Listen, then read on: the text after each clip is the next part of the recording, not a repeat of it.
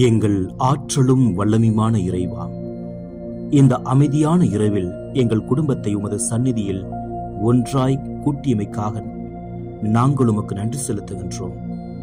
வலியோரின் வில்கள் உடைபடுகின்றன, தடுமாறினோர் வலிமை பெறுகின்றனர் என்று சொல்லும் ஆண்டவரே, இன்று எங்கள் வாழ்வில் வலிமையென நம்பிய அகந்தைகளையும் தாங்கிக் கொண்டிருந்த பாரங்களையும் உமது கரத்தால் உடைத்தருளும்.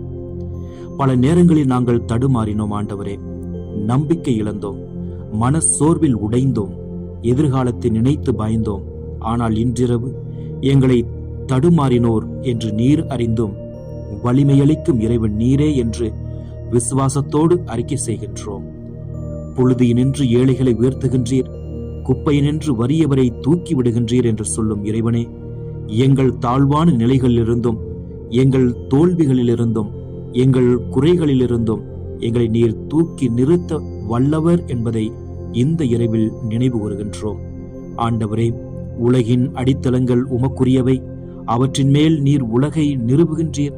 அப்படி இருக்க எங்கள் வாழ்க்கையின் அடித்தளமும் உமது கரங்களில் இருக்கும் போது எதை நாம் கண்டு பயப்பட வேண்டும்? இந்த குடும்பத்தின் வேலை, கல்வி, பொருளாதாரம், உடல் நலம், உறவுகள், எதிர்கால திட்டங்கள் அனைத்தையும் உமது வல்லமைமிகு கரங்களில் ஒப்படைக்கின்றோம்.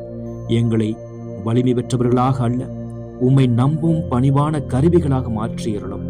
இறைவா, நீர் அளிக்கும் வலிமையால் நாங்கள் நல்லதை செய்ய, நீதியை நிலைநாட்ட, அன்பை விதைக்க, உமது காரியங்களை துணிவோடு செயல்படுத்த எங்களை தயார்படுத்தும். இந்த இரவிலே எங்கள் மனங்களை அமைதியால் நிரப்பும், எங்கள் இல்லத்தை உமது தூதர்களால் சூழ்ந்து காத்துக்கொள்ளும். நாளை புதிய நம்பிக்கையோடு எழுந்து நிற்கும் அருளை தாரும். எங்கள் ஆண்டவராகிய கிறிஸ்து வழியாக மன்றாடுகின்றோம்.